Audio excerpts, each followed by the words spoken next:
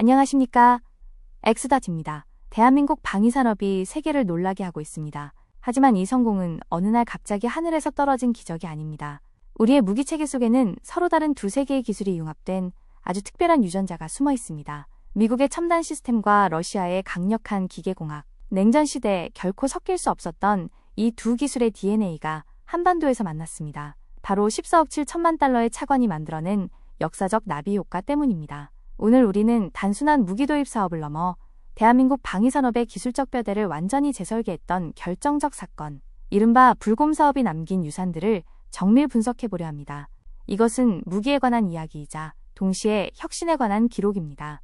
14억 7천만 달러, 당시 우리 돈으로 1조 원이 훌쩍 넘는 천문학적인 금액입니다. 많은 사람들은 우리가 이 돈으로 단순히 러시아의 탱크와 미사일을 사왔다고 생각합니다.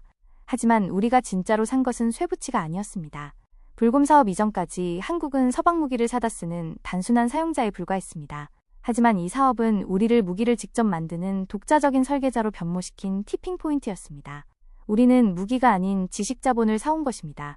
러시아의 독창적 설계 철학을 흡수하여 전력을 보강했고 적성국 장비를 뜯어보며 방대한 기술 데이터를 확보했습니다. 무엇보다 서방 기술에 러시아의 하드웨어를 결합하는 하이브리드 설계 능력, 이것이 바로 돈으로 환산할 수 없는 불곰 사업의 진짜 가치입니다. 1990년대 초 세계는 격변하고 있었습니다. 소비에트 연방이 붕괴했고 이를 승계한 러시아는 극심한 경제난에 시달렸습니다. 한국이 빌려줬던 차관을 갚아야 할 날짜는 다가왔지만 러시아의 금고는 텅 비어 있었습니다. 러시아는 배째라식으로 나올 수도 있었습니다. 하지만 그들은 제안했습니다. 돈은 없지만 대신 세계 최고 수준의 무기를 주겠다. 이른바 현물 상환 방식이었습니다. 당시 우리 정부는 깊은 고민에 빠졌습니다.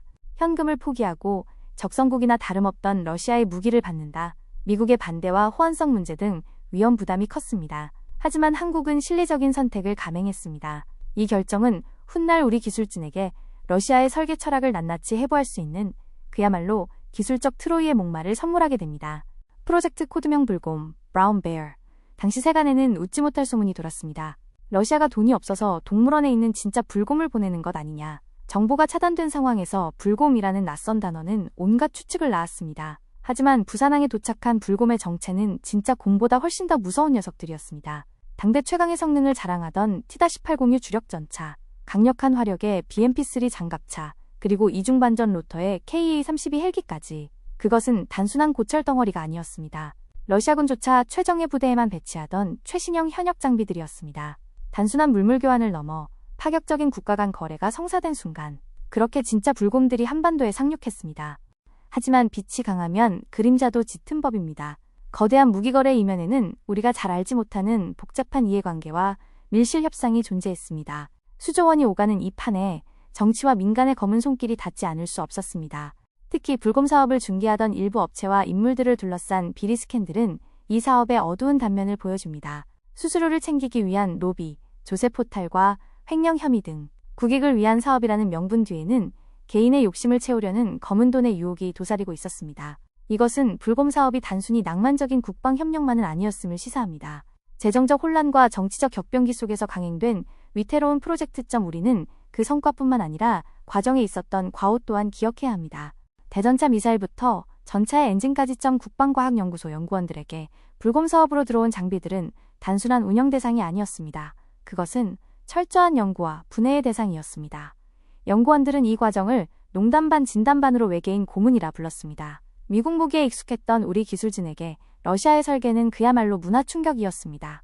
투박해 보이지만 극한의 효율을 추구하는 독창적인 메커니즘 나사 하나, 배선 하나를 뜯어보며 그들은 러시아 기술의 정수를 역설계하기 시작했습니다. 밤을 지새우며 기름투성이 부품과 씨름했던 그 시간들. 그 치열했던 해부와 분석의 과정은 단순한 모방을 넘어 훗날 K방산이 독자적인 기술적 토대를 마련하는 전설적인 밑거름이 되었습니다. 불곰 사업이 가져온 또 하나의 예상치 못한 선물은 바로 전략적 정보 우위였습니다. 당시 북한군의 주력 기갑 전력은 모두 소련제 장비에 의존하고 있었습니다. 그런데 그들의 혈맹이었던 러시아가 적국인 한국에 그보다 더 좋은 최신형 무기를 넘겨준 것입니다. 북한에게는 끔찍한 악몽이었을 겁니다. 한국군은 T-806을 직접 운용하며 적전차의 기동 성능, 사격 통제 장치의 반응 속도, 심지어 장갑의 약점이 어디인지까지 완벽하게 파악해버렸습니다. 적을 알고 나를 알면 백전백승이라 했습니다. 우리는 불곰 사업을 통해 북한군 주력 무기의 정답지를 손에 넣었고 이를 바탕으로 완벽한 대응 교리와 파해법을 완성할 수 있었습니다. 이것은 돈으로 살 수 없는 엄청난 전략적 승리였습니다. 세계 방산 시장은 크게 두 줄기로 나뉩니다. 정교한 전자전 능력과 소프트웨어를 중시하는 서방의 시스템점, 그리고 압도적인 화력과 야전에서의 내구성을 중시하는 동구권의 하드웨어점. 한국은 이 두 가지를 모두 경험한 유일한 국가입니다. 우리는 한쪽을 선택하는 대신 두 장점을 융합하는 하이브리드 진화를 택했습니다. 미국식 표준 시사I 체계 위에 러시아식의 강력한 화력과 기동성을 얹었습니다. 이것은 그 누구도 시도하지 못했던 한국만의 패스트트랙 전략이었습니다. 서방의 뇌와 동구권의 심장점이 이질적인 결합은 K방산이 전 세계 어디에 내놓아도 뒤지지 않는 독보적인 가성비와 성능을 갖추게 된 결정적인 비결입니다. 대한민국 육군의 자존심, K2 흑표전차점이 명품 전차의 탄생 뒤에는 T-806라는 훌륭한 스승이 있었습니다. 가장 대표적인 것이 바로 승무원을 3명으로 줄여주는 자동장전장치 기술입니다.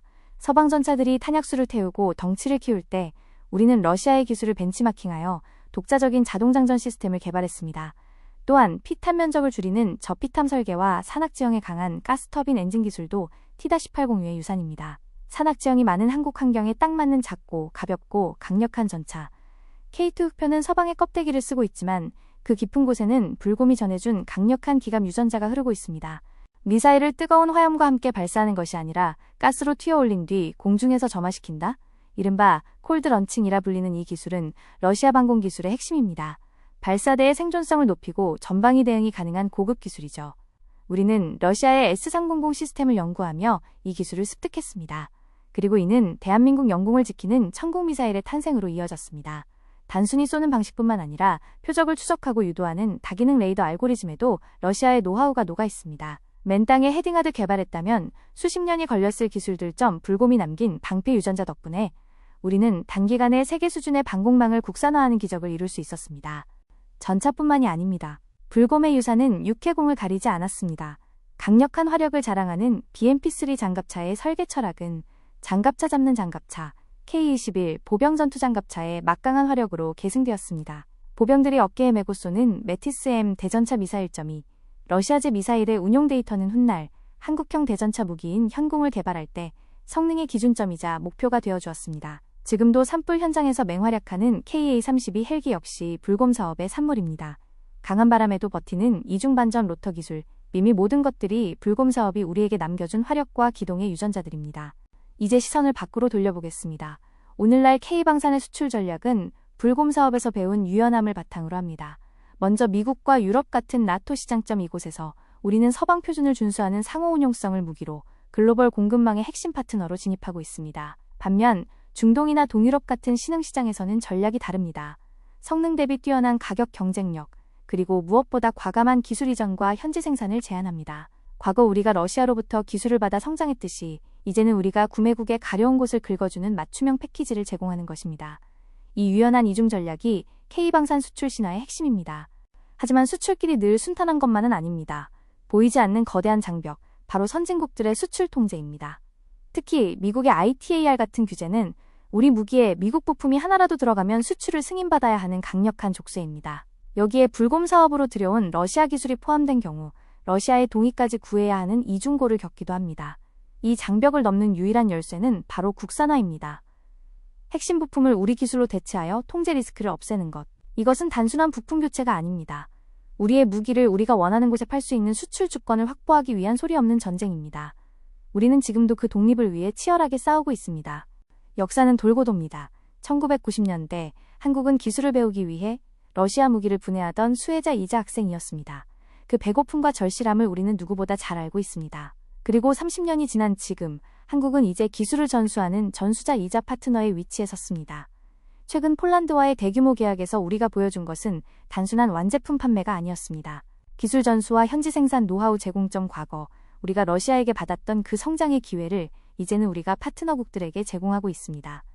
상대방의 방산 역량을 키워주는 윈윈은 모델점 이것이 선진국들과 차별화되는 한국만의 진정성 있는 접근입니다. 다시 처음의 질문으로 돌아가 봅니다. 14억 7천만 달러. 그것은 떼일 뻔한 과거의 빚이었습니다. 하지만 대한민국은 그 빚을 현금이 아닌 미래를 지킬 기술로 돌려받았습니다.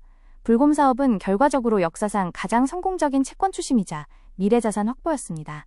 비서방 기술의 파격성을 흡수하여 서방의 표준 위에 재창조하다.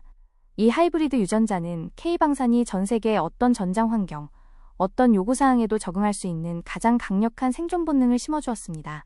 불곰이 남기고 간 발자국은 이제 전 세계를 누비는 K방산의 거대한 길이 되었습니다. 위기를 기회로 만든 대담한 선택, 그리고 끈질긴 기술 탐구점, 그것이 바로 오늘날 우리가 목격하고 있는 K방산 신화의 진짜 주인공입니다. 시청해주셔서 감사합니다.